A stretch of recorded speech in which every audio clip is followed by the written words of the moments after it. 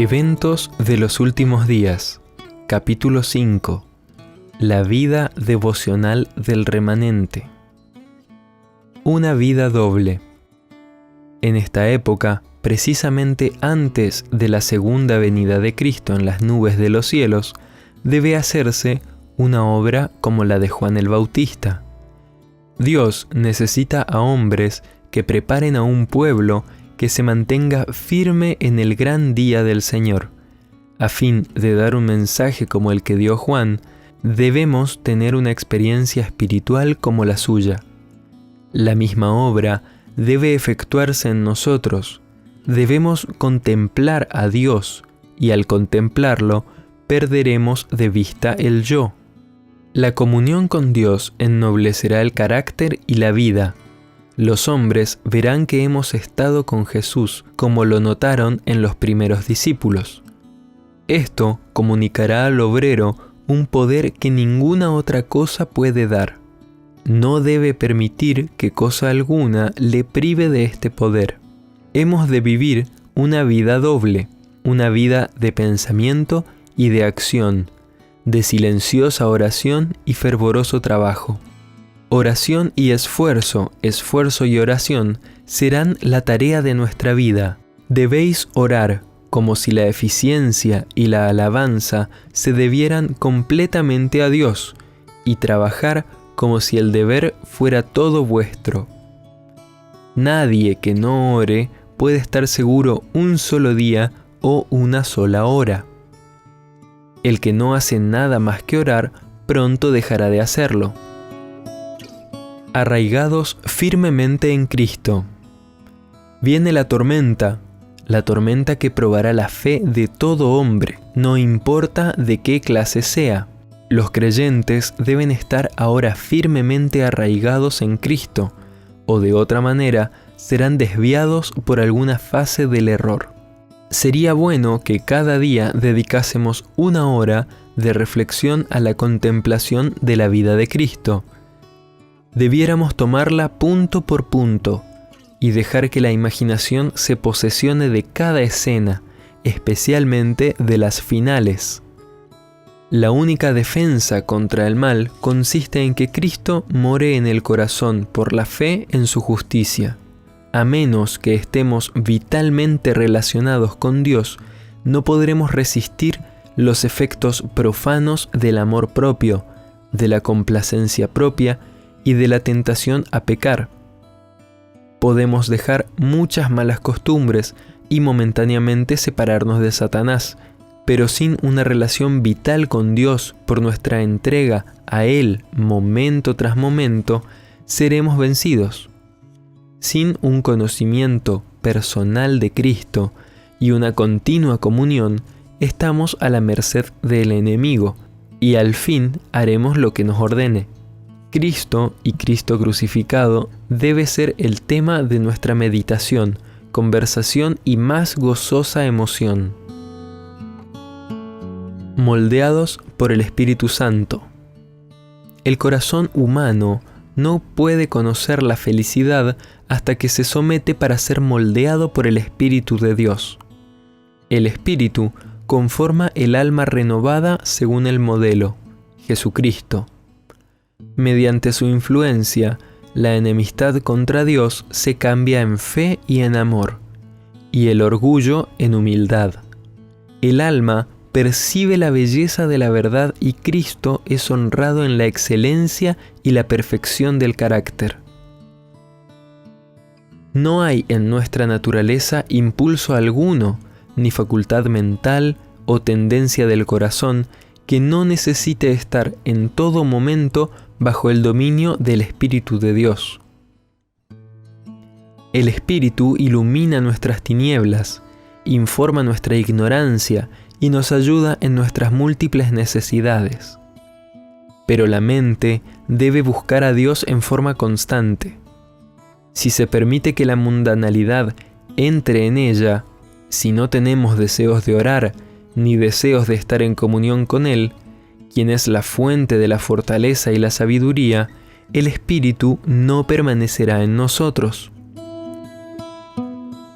La necesidad de estudiar la Biblia.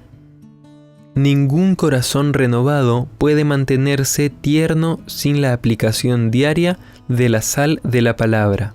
Debe recibirse diariamente la gracia divina, o ningún hombre permanecerá convertido.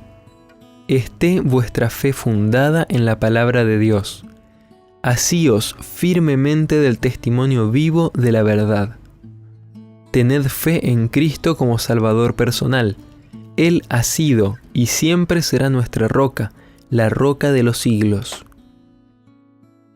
Los cristianos deben prepararse para lo que pronto ha de estallar sobre el mundo como sorpresa abrumadora, y deben hacerlo estudiando diligentemente la palabra de Dios y esforzándose por conformar su vida con sus preceptos.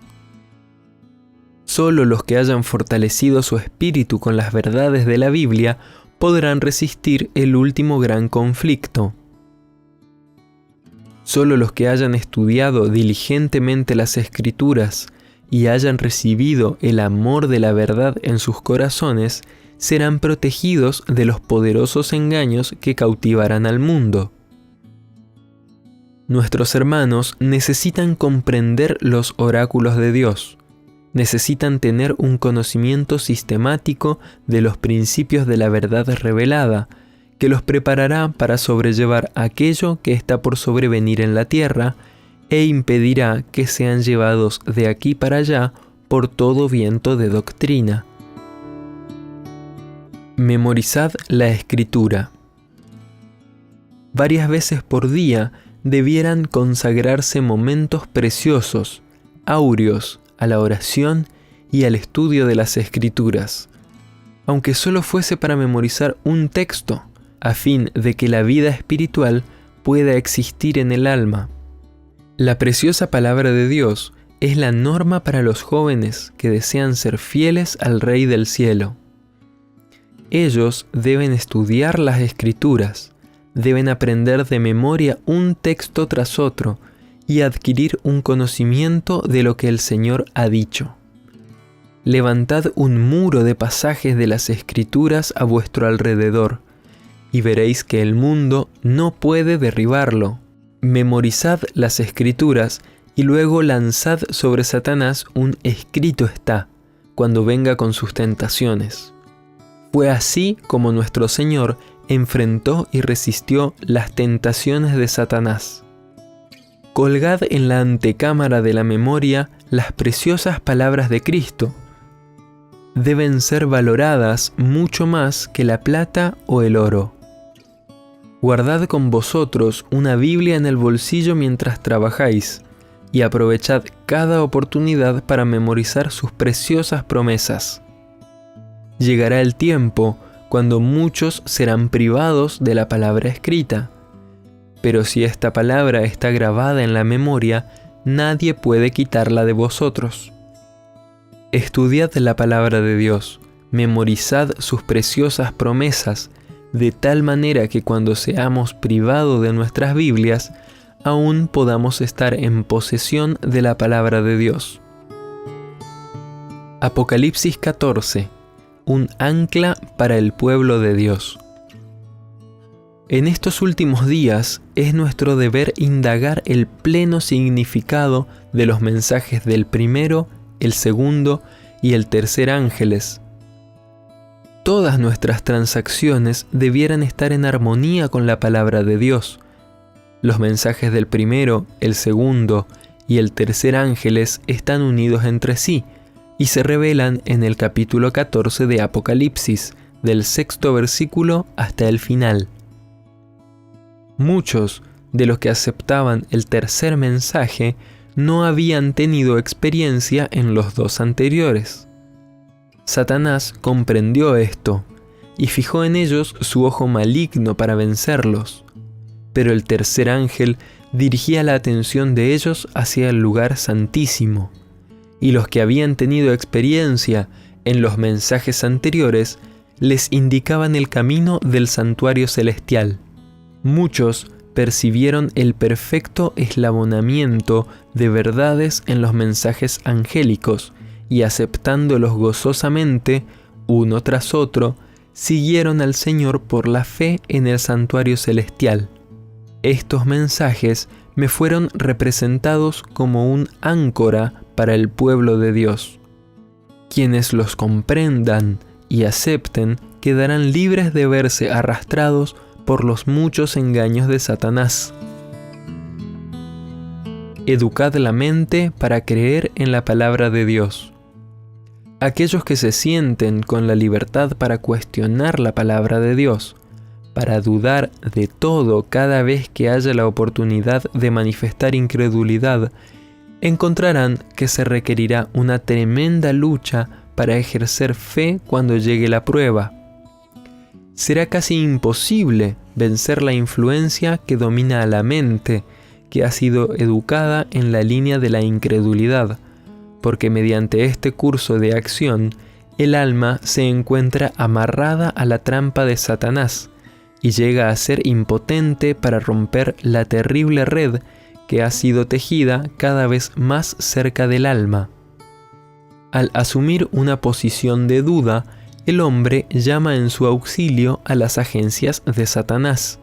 Pero la única esperanza de alguien que ha sido educado en la línea de la incredulidad es caer totalmente impotente ante el Salvador, y como un niño, someter su voluntad y sus caminos a Cristo para que Él pueda sacarlo de las tinieblas y conducirlo a su maravillosa luz.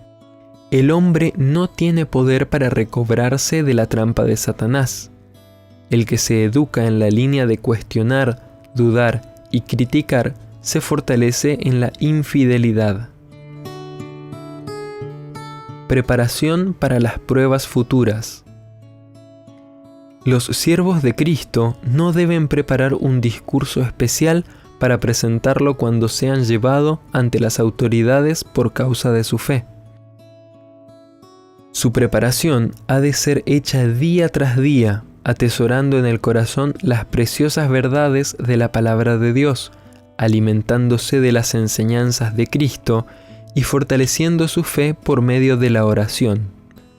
Entonces, cuando sean llevados ante los tribunales, el Espíritu Santo les hará recordar precisamente las verdades que alcanzarán los corazones de los que vinieron para oír.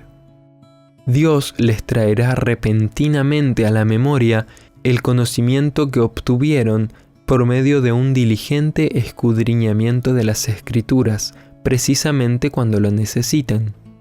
Cuando venga el tiempo de prueba, habrá hombres que, si bien han estado predicando ahora a otros, al examinar sus creencias, hallarán que hay muchas cosas de las cuales no pueden dar una razón satisfactoria. Hasta que no sean así probados, no conocerán su gran ignorancia. En la iglesia son muchos los que figuran comprender lo que creen, y no se percatarán de su propia debilidad mientras no se levante una controversia. Cuando estén separados de los que sostienen la misma fe y estén obligados a destacarse solos para explicar su creencia, se sorprenderán al ver cuán confusas son sus ideas de lo que habían aceptado como verdad. Controlad las facultades morales. La capacidad de dar razón de nuestra fe es una buena realización, pero si la verdad no va más hondo que esto, el alma nunca será salvada. El corazón debe ser purificado de toda contaminación moral. Pocos comprenden que es su deber ejercer control sobre sus pensamientos y razonamientos. Resulta difícil mantener a la mente indisciplinada fijada sobre temas provechosos. Pero si no se emplean debidamente los pensamientos, la religión no puede florecer en el alma. La mente debe preocuparse de cosas sagradas y eternas. De lo contrario, encontrará gozo en pensamientos superficiales e insignificantes. Deben disciplinarse tanto las facultades intelectuales como las morales, y éstas se fortalecerán y crecerán mediante el ejercicio. Necesitamos grandemente alentar y cultivar pensamientos puros, castos y fortalecer las facultades morales antes que las potencias inferiores y carnales. Dios nos ayude a darnos cuenta de nuestros apetitos autocomplacientes. El ejemplo de Enoc. Enoc caminó con Dios por 300 años antes de su traslación al cielo, y el estado del mundo no era entonces más favorable para la perfección del carácter cristiano que lo que es ahora. ¿Y cómo caminó Enoc con Dios? Educó su mente y su corazón para sentir siempre que estaba en la presencia de Dios, y cuando se encontraba en perplejidad, sus oraciones ascendían para que Dios lo guardase. Rehusó escoger cualquier curso de acción que ofendiese a Dios. Continuamente mantuvo al Señor delante de sí. Su oración era: enséñame tu camino para que no pueda errar. ¿Qué es lo que tú deseas de mí? ¿Qué haré para honrarte, mi Dios? Así se mantuvo constantemente eligiendo su camino y su curso de acción en armonía con los mandamientos de Dios, y tenía perfecta seguridad y confianza en que su Padre Celestial lo ayudaría.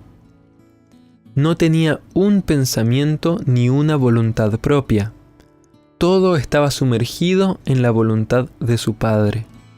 Enoc fue un representante de aquellos que estarán sobre la tierra cuando Cristo venga, que serán trasladados al cielo sin ver muerte. Enoc tuvo tentaciones así como nosotros. Estuvo rodeado por una sociedad que no fue más amiga de la justicia que la que nos rodea a nosotros. La atmósfera que respiraba estaba contaminada de pecado y corrupción, lo mismo que la nuestra. Sin embargo, vivió una vida de santidad. No se dejó contaminar por los pecados prevalecientes de la época en que vivió. De la misma manera podemos nosotros permanecer puros e incorruptos. Recordad las bendiciones pasadas de Dios. Como he participado en todo paso de avance hasta nuestra condición presente, al repasar la historia pasada, puedo decir: alabado sea Dios. Al ver lo que el Señor ha hecho, me lleno de admiración y de confianza en Cristo como director.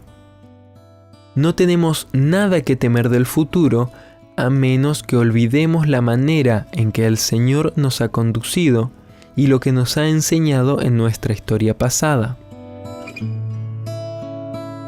Un tiempo para seria reflexión. Si alguna vez hubo un tiempo cuando una actitud de seria reflexión conviene a todo aquel que teme a Dios, es ahora, cuando es esencial la piedad personal. Debería plantearse la pregunta: ¿quién soy yo y cuál es mi trabajo y misión en este tiempo? ¿De qué lado estoy trabajando? ¿Del lado de Cristo o del enemigo? Que cada alma se humille ante Dios, porque seguramente ahora estamos viviendo el gran día de expiación. Ahora mismo, los casos de muchos están siendo examinados ante Dios, porque deben dormir en sus tumbas por un tiempo corto. Para ese día, vuestra profesión de fe no es vuestra garantía, sino el estado de vuestros afectos. ¿Está limpio de contaminación el templo del alma? ¿Están confesados mis pecados y me estoy arrepintiendo de ellos ante Dios para que puedan ser borrados? ¿Me estimo a mí mismo demasiado livianamente? ¿Estoy dispuesto a hacer cualquier sacrificio por la excelencia del conocimiento de Cristo? ¿Siento en todo momento que no me pertenezco, sino que soy la propiedad de Cristo, que mi servicio pertenece a Dios, de quien soy? Debiéramos preguntarnos: ¿para qué estamos vivos y trabajando? ¿Y cuál será el resultado de todo esto? Viviendo con referencia al día del juicio. Me he preguntado, al ver a la gente en nuestras ciudades corriendo de un lado a otro con sus negocios, si alguna vez han pensado en el día de Dios que está por sobrevenir. cada uno de nosotros debiera estar viviendo con referencia al gran día que pronto nos sobrecogerá. No podemos permitirnos vivir sin tomar en cuenta el día del juicio, pues aunque se posponga mucho, ahora está cerca, a las puertas, y se apresura grandemente. La trompeta del arcángel pronto sorprenderá a los vivos y despertará a los muertos. Listos para el regreso de Cristo. Si no hallamos placer ahora en la contemplación de las cosas celestiales, si no tenemos interés en tratar de conocer a Cristo, ningún deleite en contemplar el carácter de Cristo, si la santidad no tiene atractivos para nosotros, podemos estar seguros de que nuestra esperanza del cielo es vana. La perfecta conformidad a la voluntad de Dios es el alto blanco que debe estar constantemente delante del cristiano. Él se deleitará en hablar de Dios, de Jesús, del hogar de felicidad y pureza que Cristo ha estado preparando para los que le aman.